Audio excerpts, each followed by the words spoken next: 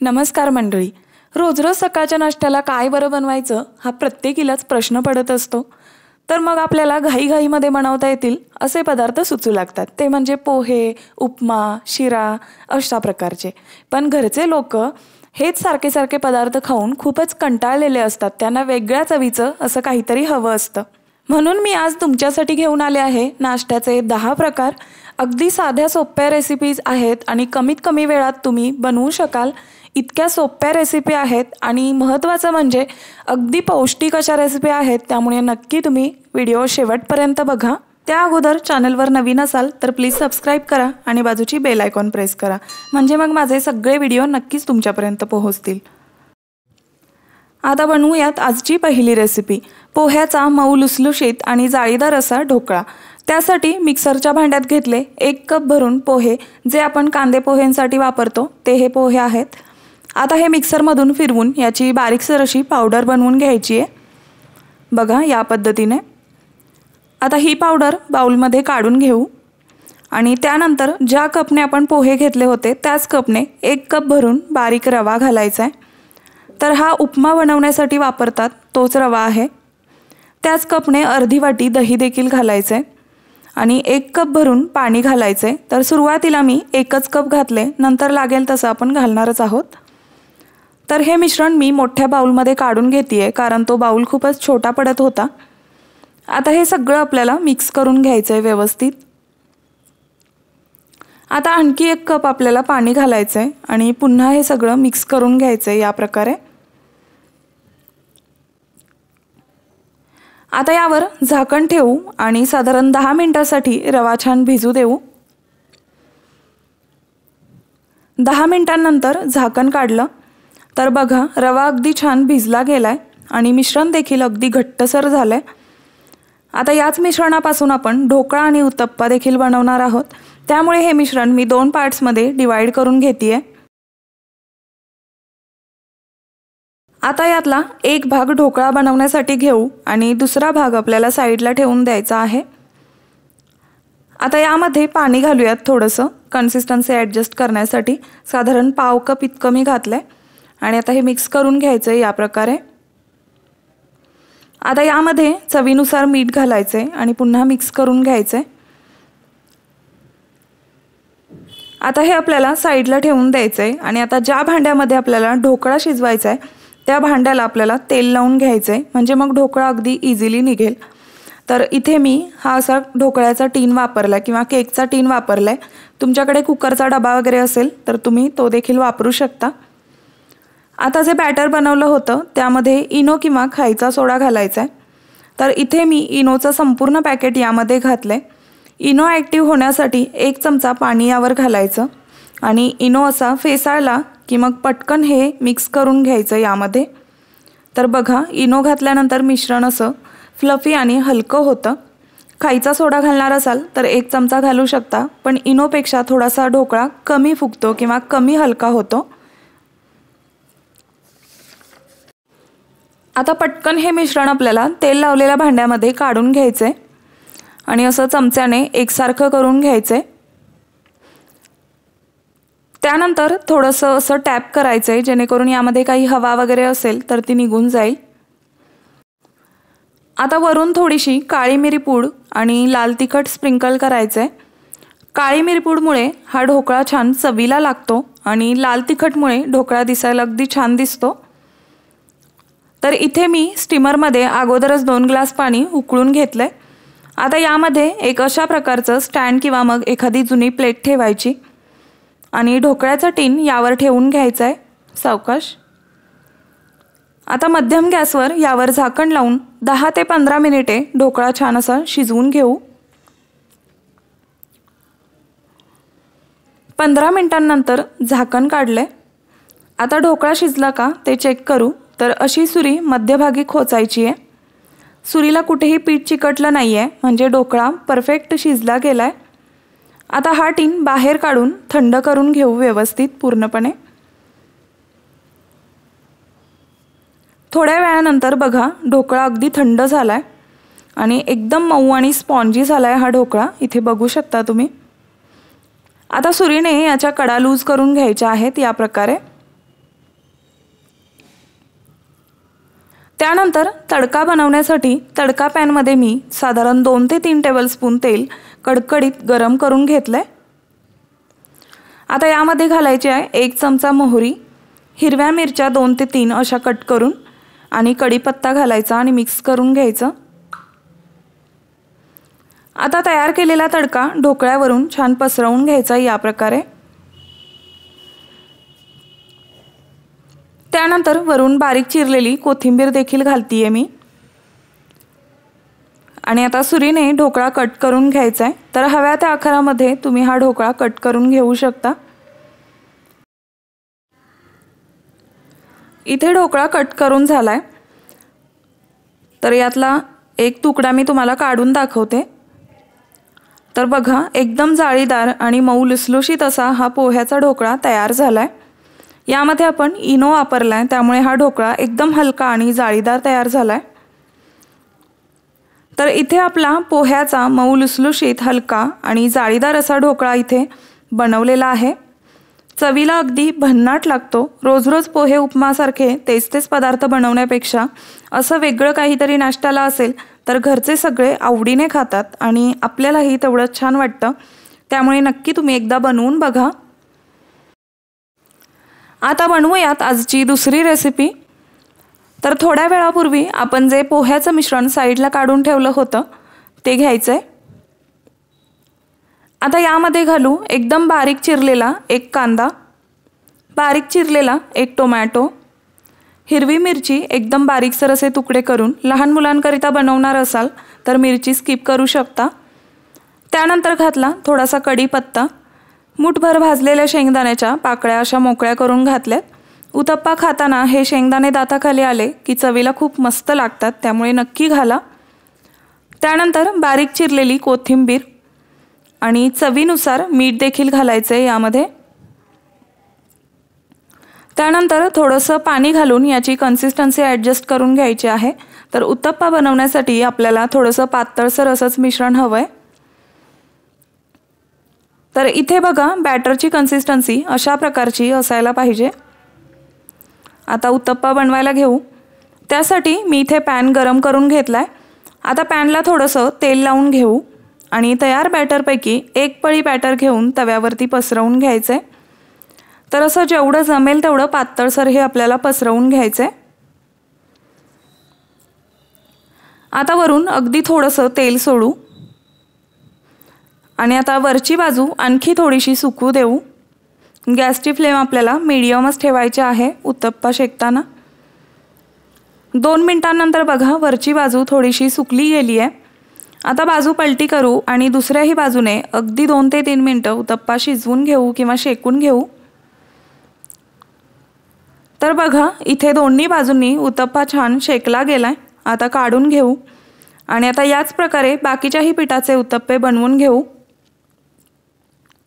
तर या ठिकाणी मी दुसराही उत्तप्पा याच पद्धतीने बनवून घेतलाय। आता हा देखील काढून घेऊ। तर इथे मस्त पोह्यापासून एकदम सुपर टेस्टी असा उत्तप्पा आपण बनवलेला आहे।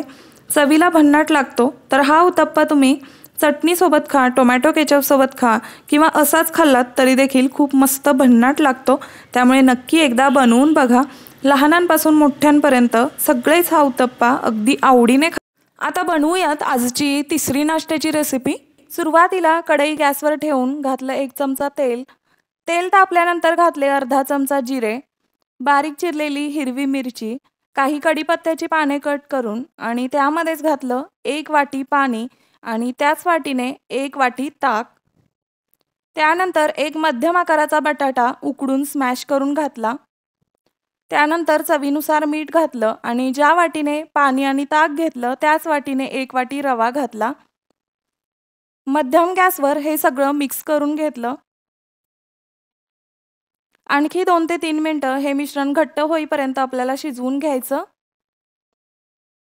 मिश्रण असं घट्ट झालं की गॅस बंद करून 3 ते 4 मिनिटे हे झाकून ठेवायचे। 4 मिनिटांनंतर मिश्रण हलकं थंड झालं की हातानेच हे मळून घ्यायचं। जास्तही थंड नाही करायचं, आपण हाताने स्पर्श करू शकू इतकं हे गरम असायला हवं। मिश्रण हाताला चिकटतंय असं वाटलं तर तेलाचा हात घेऊन मळू शकता। आता याचे व्हिडिओमध्ये दाखवल्याप्रमाणे हव्या त्या आकाराचे मेदूवडे बनवून घ्यायचे या पद्धतीने। तर या घेतलेल्या प्रमाणामध्ये मध्यम आकाराचे 15 मेदूवडे तयार झालेत। इकडे कढईमध्ये तेल गरम करून घेतलं। आता वडे सावकाश तेलामध्ये सोडून घ्यायचे। वडे सोडून झाले की गॅसची फ्लेम मीडियम करायची। आता लगेचच वडे हलवायचे नाहीत, नाहीतर ते तेलामध्ये विरघळतात किंवा ते जास्त तेल पितात। तर साधारण 2 ते 3 मिनिटांनंतर याची एक बाजू थोडीशी तळली गेली की याची बाजू पलटवायची आणि दुसऱ्या बाजूने देखील 2 ते 3 मिनिटे वडे तळून घ्यायचे। तर इथे मी एकूण 5 मिनिटं हे वडे तळून घेतले आणि इथे बघू शकताय एकदम परफेक्ट वडे तळले गेले आहेत आणि रंग देखील खूप सुंदर आलाय। आता हे वडे काढून घेऊ आणि बाकीचेही वडे याच पद्धतीने तळून घ्यायचे। तर इथे आपले रव्याचे इन्स्टंट असे मेदूवडे तयार झाले। हे तुम्ही एखाद्या चटणीसोबत खाऊ शकता। चवीला खूप भन्नाट लागतात, त्यामुळे नक्की रेसिपी एकदा ट्राय करून बघा। आता बनवूयात आजची चौथी नाश्त्याची रेसिपी। त्यासाठी एका बाउलमध्ये घेऊ 1 कप रवा। हा रवा साधा आपण उपमा बनवण्यासाठी वापरतो तो आहे। तुम्ही कप ऐवजी घरातील एखादी कोणतीही वाटी घ्या आणि त्याच्याने हे साहित्य मोजून घ्या। त्याच कपने मी अर्धा कप दही यामध्ये घातलंय। आता त्याच कपने अर्धा कप पाणी घालू आणि हे सगळं व्यवस्थित असं मिक्स करून घेऊ। तर इथे मी हे छान मिक्स करून घेतलंय। आता यावर झाकण लावू आणि 10 मिनिटं रवा भिजण्यासाठी ठेवू। 10 मिनिटांनंतर बघा रवा छान भिजला गेलाय। आता हे थोडंसं घट्ट वाटतंय, तर यामध्ये आणखी अर्धा कप पाणी घालू आणि हे मिक्स करून घेऊ। आता यामध्ये चवीनुसार मीठ घालायचं आणि हे पुन्हा मिक्स करून घ्यायचंय। तर बघा या बॅटरची आपल्याला अशी कन्सिस्टन्सी ठेवायची आहे, इतपत पातळसर। आता ज्या भांड्यामध्ये ढोकळा स्टीम करायला ठेवणार त्या भांड्याला सगळीकडून तेल लावून घ्यायचं, म्हणजे ढोकळा इझिली भांड्यामधून डिमोल्ड होतो किंवा मोकळा होतो। आता तयार बॅटरमध्ये इनो किंवा सोडा घालायचा आहे। तर मी इथे 1 इनोचं संपूर्ण पॅकेट यामध्ये घालणार आहे। इनोमुळे ढोकळा एकदम हलका आणि जाळीदार होतो।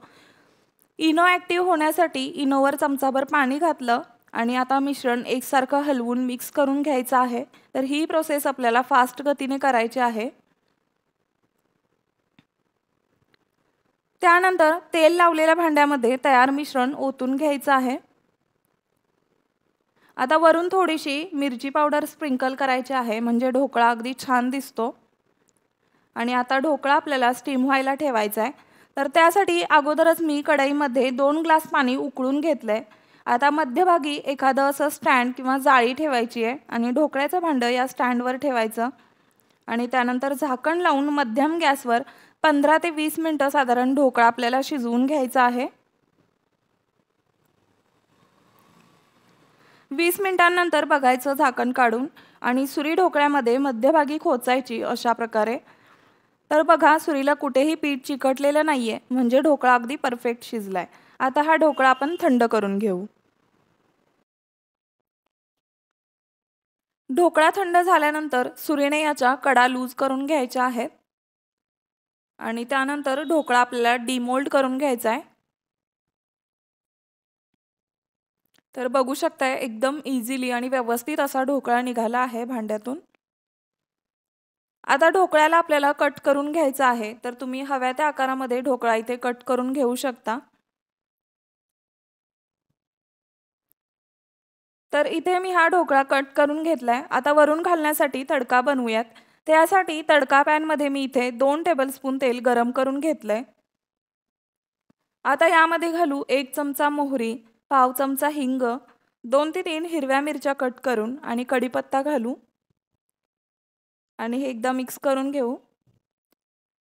आता तयार तडका आपल्याला ढोकळ्यावरती पसरवून घ्यायचा आहे या पद्धतीने। त्यानंतर वरून बारीक चिरलेली कोथिंबीर देखील घालायची आहे। तर बघा, इथे आपला नाश्त्यासाठी इन्स्टंट असा रव्याचा ढोकळा तयार झाला आहे. एकदम मऊ लुसलुशीत असा हा ढोकळा तयार झाला आहे, तुम्ही बघू शकताय. तर हा ढोकळा तुम्ही टोमॅटो केचप किंवा पुदिन्याची चटणी किंवा इतर कोणत्याही चटणीसोबत खाऊ शकता, मस्त लागतो. घाईमध्ये एकदम झटपट आणि पटकन तयार होतो, त्यामुळे रेसिपी नक्की ट्राय करा तुम्ही. आता बनवूयात आजचा 5वा नाश्त्याचा प्रकार. त्यासाठी सुरुवातीला 1 कप कोबी एकदम बारीकसर असा चॉप करून घेतलाय मी. हा कोबी स्वच्छ धुवून याच्यातील पाणी निथळून पूर्णपणे पिळून काढून घेतले. कोबीतील पाणी व्यवस्थित पिळून घ्यायचं, नाहीतर मग स्टफिंग बनवल्यानंतर स्टफिंगला पाणी सुटतं त्यामुळे. आता याच्यामध्ये घालू एकदम बारीकसर असा चॉप केलेला कांदा, बारीक चिरलेली कोथिंबीर, आलं लसूण आणि हिरवी मिरचीची पेस्ट 1 चमचा, चवीप्रमाणे मीठ घालू, अर्धा चमचा गरम मसाला, अर्धा चमचा धने जिरे पूड आणि अर्धा चमचा लाल तिखट घालायचं आहे. आणि आता हे सगळं व्यवस्थित मिक्स करून घ्यायचं आहे. तर तुम्ही इथे पॅनमध्ये तेलावर कांदा वगैरे भाजून हे मिश्रण शिजवूनही घेऊ शकता, पण मी आज अगदी 10 मिनिटाच्या आत तयार होणारे हे कोबीचे पराठे बनवणार आहे, त्यामुळे सोपी पद्धत दाखवली आहे. तर इकडे मी जशी चपातीसाठी आपण कणिक भिजवतो त्याच पद्धतीने मी इथे कणिक भिजवून घेतली आहे. आता याच्यातील पिठाचा एक गोळा बनवून घेऊ आणि गव्हाच्या पिठामध्ये बुडवून याची एक चपाती लाटून घ्यायची आहे.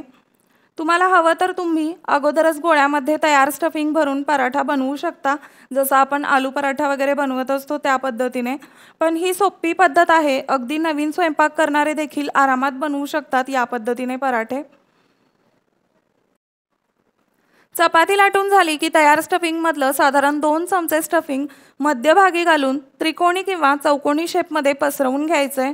तर मी इथे चौकोनी शेपमध्ये पसरवते आहे, हवं तर तुम्ही त्रिकोणी पराठा देखील बनवू शकता. आता व्हिडिओमध्ये दाखवल्याप्रमाणे पराठा फोल्ड करून घ्यायचा आहे चारही बाजूंनी या पद्धतीने.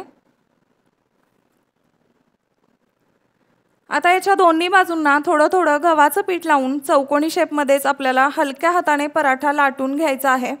जास्त दाब देऊन हा पराठा लाटू नका, नाहीतर पराठा फाटू शकतो आणि स्टफिंग बाहेर येऊ शकतं. तर इथे बघा, मस्त चौकोनी शेपमध्ये पराठा तयार आहे. तर इकडे मी पॅन गरम करून घेतलाय. आता पराठा पॅनमध्ये घालून घेऊ आणि चपातीसारखं दोन्ही बाजूंनी छान असं भाजून घ्यायचं आहे. तर इथे मी तूप लावून हा पराठा भाजतीये, हवं तर तुम्ही तेल लावूनही हे पराठे भाजू शकता. अगदी आपण ज्या पद्धतीने चपाती भाजतो त्या पद्धतीने आपल्याला दोन्हीकडून डाग येईपर्यंत हा पराठा भाजून घ्यायचा आहे. अगदी टम्म फुगतो हा पराठा बनवताना. तर बघू शकताय, अगदी सोपी पद्धत आहे ही. पटापट पराठे तयार होतात, जास्त वेळ लागत नाही. अगदी 10 मिनिटाच्या आतच हे पराठे बनवून तयार होतात, त्यामुळे नक्की करून बघा तुम्ही. खूपच पौष्टिक रेसिपी आहे. इथे मी हे पराठे त्रिकोणी शेपमध्ये कट करून घेणार आहे, कारण डब्यात भरायला हे इझी पडेल. तर या पद्धतीने मी कोबीच्या पराठ्यांसोबत खाण्यासाठी टोमॅटो केचप दिले आणि सोबतच काकडीसुद्धा दिली आहे. तुम्ही याऐवजी मुलांना आवडणारी फळे किंवा कुकीज वगैरे देऊ शकता. आता बघूया आजचा 6वा नाश्त्याचा प्रकार. त्यासाठी मी इथे एक मध्यम आकाराचा बटाटा साल काढून अशा प्रकारे चिरून घेतलाय. आता ह्याच्यातील पाणी निथळून मी मिक्सरच्या भांड्यामध्ये हा बटाटा काढून घेतेय. आता यामध्ये आपल्याला पाणी न घालता एकदम फाईन अशी याची पेस्ट बनवून घ्यायची आहे. आता बनवलेली पेस्ट एका मिक्सिंग बाउलमध्ये काढून घ्यायची आहे आणि त्याच भांड्यात थोडंसं पाणी टाकून ते देखील हिसळून यामध्येच घालायचं आहे. आता 1 वाटी गव्हाचं पीठ यामध्ये घालायचं आहे. त्यानंतर मी इथे बारीक कट केलेल्या काही भाज्या यामध्ये ॲड करणार आहे. बऱ्याच वेळा लहान मुलं भाज्या खात नाहीत किंवा सगळ्या भाज्या खात नाहीत, तेव्हा तुम्ही त्यांना अशा प्रकारचा नाश्ता बनवून देऊ शकता. त्यामुळे खात नसलेल्या भाज्या देखील मुलांच्या पोटात जातील आणि रेसिपी देखील पौष्टिक बनेल. तर मी भाज्यांमध्ये घातला आहे कांदा, गाजर, शिमला मिरची, हिरवी मिरची. तर तुम्ही इथे तुमच्या आवडीप्रमाणे किंवा तुमच्याकडे ज्या भाज्या अवेलेबल असतील त्या इथे वापरू शकता. त्यानंतर घातली बारीक चिरलेली कोथिंबीर, अर्धा चमचा जिरे आणि 2 चमचे दही घातले. तुमच्याकडे दही नसेल तर तुम्ही अर्धा चमचा लिंबू रस सुद्धा इथे वापरू शकता. त्यानंतर घातलं चवीनुसार मीठ. आता आपल्याला थोड्या थोड्या पाण्याचा वापर करत याचं पातळसर असं बॅटर बनवून घ्यायचं आहे, ज्या पद्धतीने आपण उत्तप्पा बनवण्यासाठी करतो त्या पद्धतीने। इथे बघा याच पद्धतीचं बॅटर आपल्याला बनवून घ्यायचं आहे। अगदी परफेक्ट असं बॅटर तयार झालंय। आता यामध्ये घालायचंय पाव चमचा खायचा सोडा आणि हे मिक्स करून घ्यायचंय। आता आपण उत्तप्पा बनवून घेणार आहोत। तर इकडे मी पॅन गरम करून पॅनला थोडंसं तेल लावून घेतलंय। आता तयार मिश्रणापैकी दीड पळी मिश्रण घालून या पद्धतीने पसरवून घ्यायचं आहे। जमेल तेवढं पातळ हे मिश्रण पसरवायचं आहे आणि गॅस मीडियम ठेवायचा आहे। 2 मिनिटांनंतर याची वरची बाजू सुकली की याची बाजू पलटी करून घ्यायची आहे। तर बघा किती मस्त याला कलर आलाय। आता दुसरी बाजू देखील 2 मिनिटं शेकून घेऊ। हवं तर तुम्ही आणखी तेल सुद्धा वापरू शकता हे भाजण्यासाठी। तर बघा इथे दोन्ही बाजू अगदी छान अशा शेकल्या गेल्या आहेत। आता हे काढून घेऊ आणि याच पद्धतीने उरलेल्या पिठाचे देखील आपल्याला असेच उत्तप्पे बनवून घ्यायचे आहेत। तर इथे आपण फक्त 1 वाटी गव्हाचं पीठ आणि 1 कच्चा बटाटा वापरून अतिशय पौष्टिक आणि चविष्ट असा नाश्त्याचा प्रकार बनवलेला आहे। हा तुम्ही एखाद्या चटणी सोबत किंवा मग टोमॅटो केचप सोबत देखील खाऊ शकता। खूप मस्त चविष्ट लागतो हा नाश्ता, त्यामुळे तुम्ही नक्की ट्राय करून बघा। अजूनही तुमच्यापैकी कोणी चॅनलवर नवीन असेल आणि सबस्क्राइब केलं नसेल तर प्लीज सबस्क्राइब करून बेल आयकॉन प्रेस करा। आता बघूयात आजचा पौष्टिक असा 7वा नाश्त्याचा प्रकार। त्यासाठी एका बाउलमध्ये घ्यायचं आहे 1 कप भरून नाचणीचं पीठ। तर हे पीठ मी नेहमी आपण भाकरी वगैरे बनवण्यासाठी जे दळून आणतो तेच वापरले। त्याच कपने यामध्ये घालायचा आहे अर्धा कप रवा। असे मेजरिंग कप्स तुमच्याकडे नसेल तर तुम्ही घरातली एखादी कोणतीही वाटी घ्या आणि त्याच्याने हे सगळं साहित्य मोजून घ्या। त्याच कपने यामध्ये घालायचे अर्धा कप दही आणि त्याच कपने अर्धा कप पाणी घालायचंय आणि हे सगळं आपल्याला व्यवस्थित असं मिक्स करून घ्यायचंय किंवा एकजीव करून घ्यायचंय।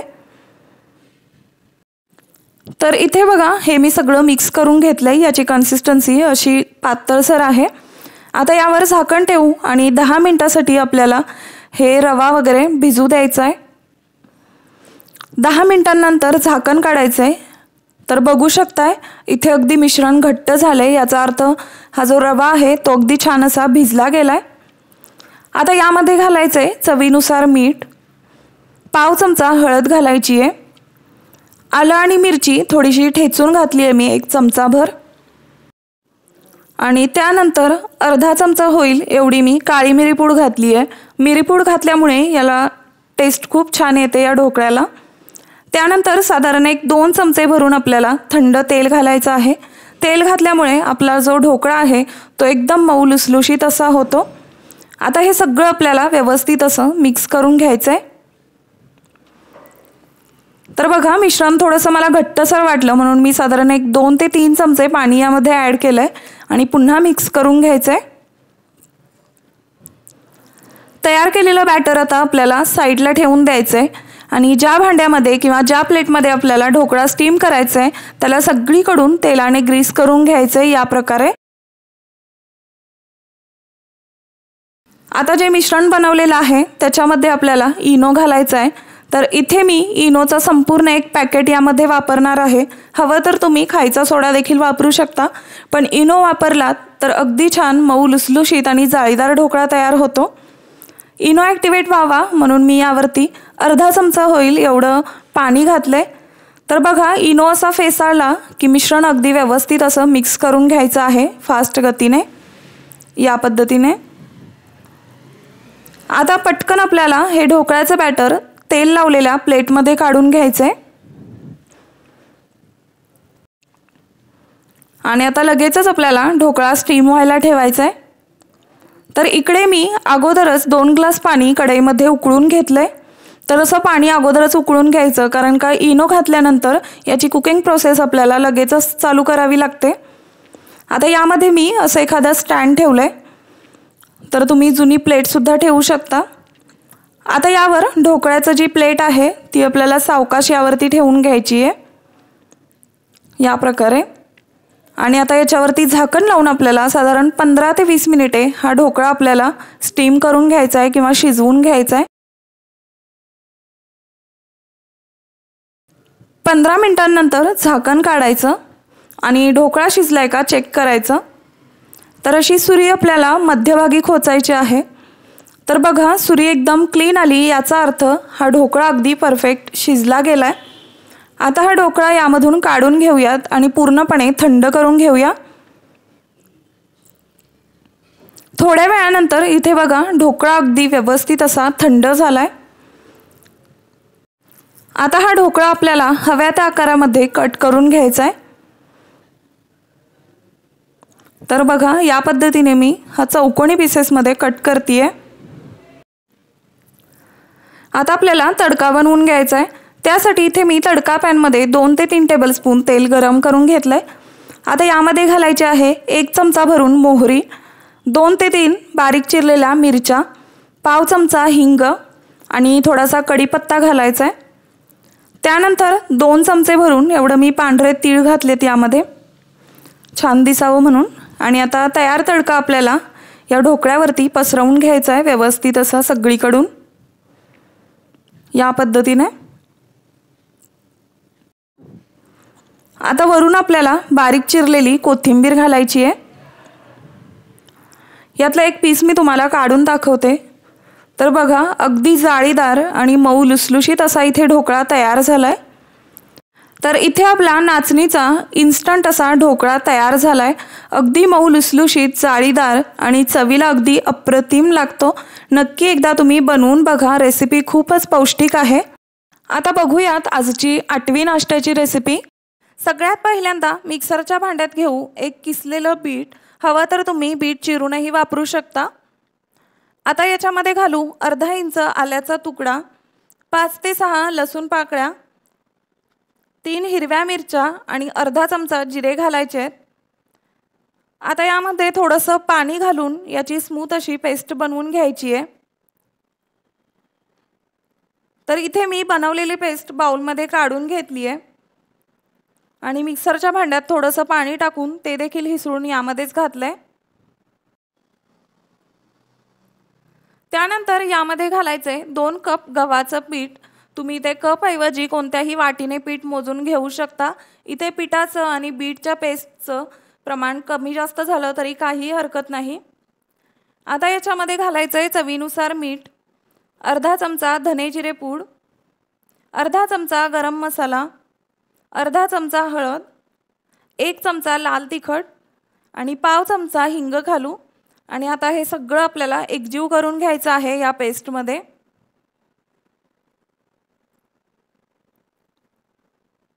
तर इथे बघू शकताय हे पीठ अगदी व्यवस्थित मळलं जाते. वरून पाणी वगैरे घेण्याची काहीच आवश्यकता वाटत नाहीये. तर बघा इथे मी हे चपातीच्या पिठासारखं मळून घेतलंय. आता पिठाला वरून थोडंसं तेल लावून 2 मिनिटं मळून घेऊ.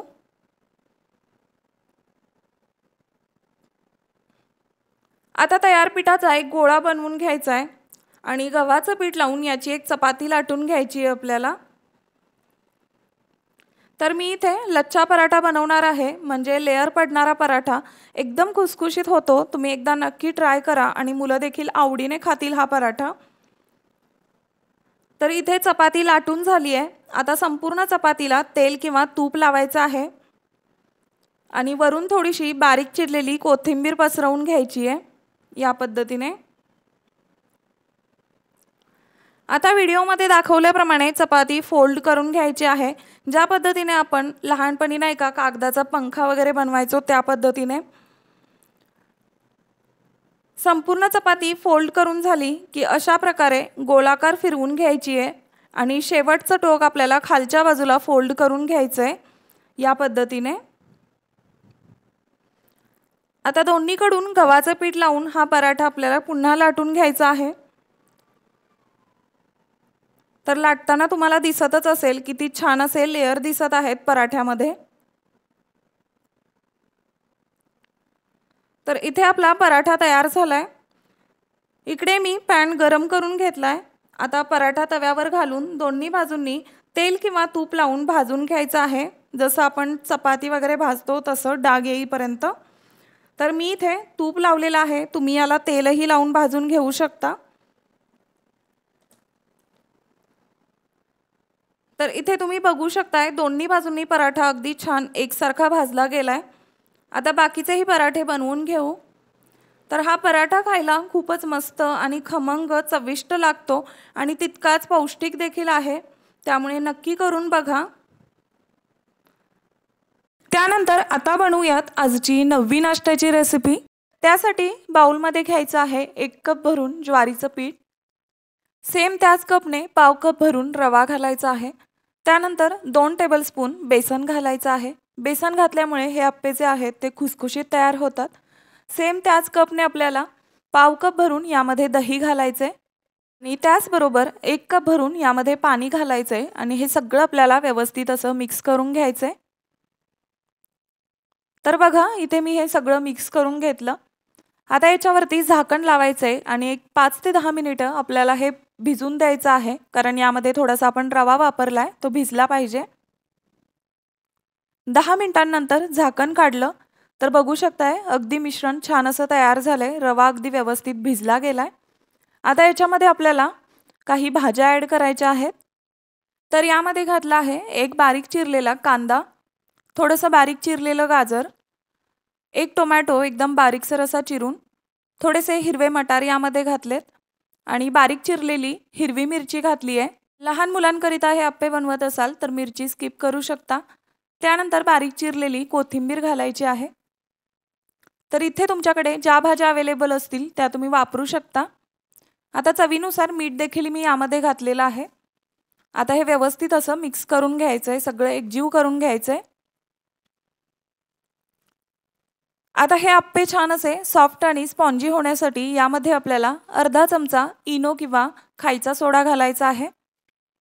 तर इथे मी अर्धा चमचा खायचा सोडा वापरलाय। आता हे व्यवस्थित असं मिक्स करून घ्यायचंय। तर इथे बघा अप्पे बनवण्यासाठी हे पीठ असं परफेक्ट तयार झालंय। याची कन्सिस्टन्सी पाहून घ्या, या पद्धतीची असायला पाहिजे। अप्पे बनवण्यासाठी इथे मी अप्पे पात्र गरम करून घेतलंय। आता याच्यामध्ये आपल्याला साधारण अर्धा चमचा होईल एवढं तेल घालून घ्यायचंय आणि हे तेल असं पसरवून घ्यायचंय सगळीकडून या पद्धतीने। आता तयार बॅटरपैकी थोडं बॅटर आपल्याला यामध्ये सोडून घ्यायचं आहे आणि अप्पे पात्र भरून घ्यायचंय। साधारण 1 टेबलस्पून होईल एवढं आपल्याला हे बॅटर घालायचं आहे। तर इथे बघा सगळे अप्पे मी घालून घेतलेत। आता गॅस मध्यम करायचा आणि झाकण लावून 2 ते 3 मिनिटे हे अप्पे आपल्याला शेकून घ्यायचे आहेत किंवा शिजवून घ्यायचे आहेत। 3 मिनिटांनंतर झाकण काढलं। आता आपल्याला अप्प्यांची बाजू पलटी करून घ्यायची आहे। तर बघा अगदी छान असा या अप्प्यांना कलर आलाय, अगदी मस्त अप्पे दिसतायत। इथे मी सगळे अप्पे पलटवून घेतलेत। आता यावरती पुन्हा झाकण लावायचे आणि 2 ते 3 मिनिटे अप्पे शिजवून घ्यायचे। 3 मिनिटांनंतर पुन्हा झाकण काढलं तर इथे बघू शकताय दोन्ही बाजूंनी अगदी छान मस्त असे अप्पे इथे शेकले गेलेले आहेत आणि रंग बघू शकताय अगदी सुंदर आलाय। आता हे अप्पे आपल्याला काढून घ्यायचे। तर असे पौष्टिक ज्वारीचे अप्पे खायला खूप मस्त लागतात। तुम्ही चटणी सोबत खा किंवा असेच खाल्लेत तरी देखील खूप भन्नाट लागतात। नक्की एकदा ट्राय करून बघा। तर तुम्ही या अगोदर कधी ज्वारीच्या पिठाचे अप्पे बनवलेत का हे मला कमेंट करून सांगा। आता बघूयात या व्हिडिओमधली शेवटची आणि 10वी नाश्त्याची रेसिपी। त्यासाठी मी इथे 200 ग्रॅम किसलेलं पनीर घेतलंय। आता याच्यामध्ये घालू चवीप्रमाणे मीठ, अर्धा चमचा गरम मसाला, अर्धा चमचा धने जिरे पूड, अर्धा चमचा लाल तिखट, 1 चमचा आलं लसूण आणि हिरवी मिरचीची पेस्ट आणि थोडीशी बारीक चिरलेली कोथिंबीर घालू आणि हे सगळं आपल्याला एकजीव करून घ्यायचंय व्यवस्थित।